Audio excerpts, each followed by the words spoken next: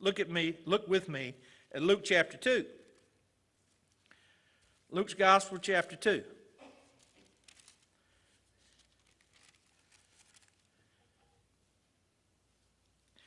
In Luke's Gospel chapter 2 and verse 10. All right. Then the angel said to them, "Do not be afraid. For behold," that's always a good word, "for behold, I bring you good tidings of great joy." Great joy.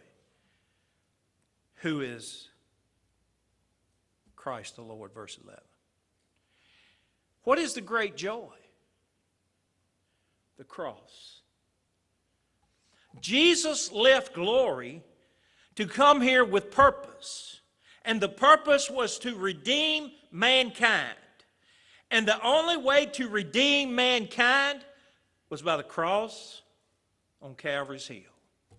And so it brought great joy, tidings of great joy.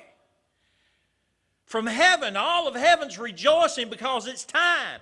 And Christ leaves heaven. Can you imagine all the people, all the angels and all the saints that have gone on before us rejoicing when Christ leaves? Because it is great joy. He is coming to pay the price for man's sin. And He comes to that cross and He dies on the cross that we might have everlasting life. That our sins might be paid for. And if that doesn't make you happy, and if that doesn't give you joy in your heart, there's something absolutely wrong with you.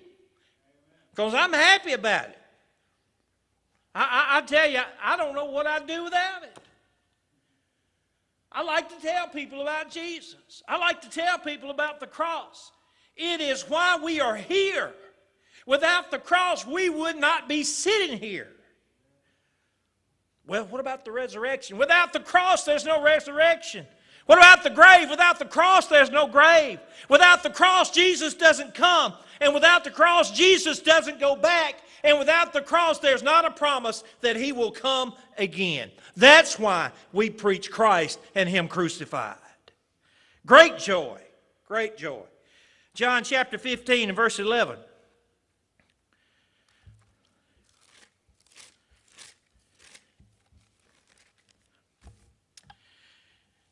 The Gospel of John 15 verse 11. Jesus is speaking. I know that because it's in red letters. "These things I have spoken to you, that my joy may remain in you." I thought about that. Who's speaking? Jesus. How do we know? Well, if you got a red letter edition, you can tell, but how we know? Because we studied the Scriptures, right? And so it says, "These things I have spoken to you, that my joy," Christ's joy, "may remain in you," or us, and that your joy may be what? Full. Full. That's about the cross. We have the joy of Christ in us because of the cross. And if you're not a happy person, when you begin to think about it, where are you spiritually? I didn't say you were lost, but there's something wrong. And you need to begin to choose to be happy.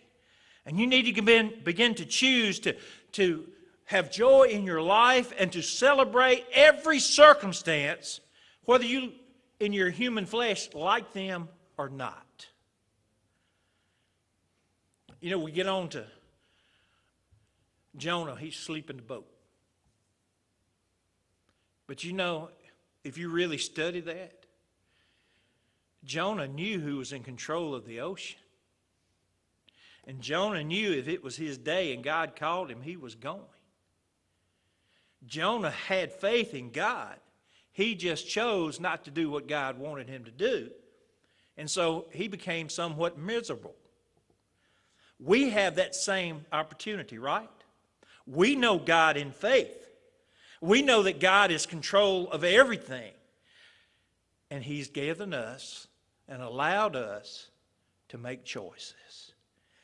And the choices we make determine whether or not we're happy and joyful and thankful.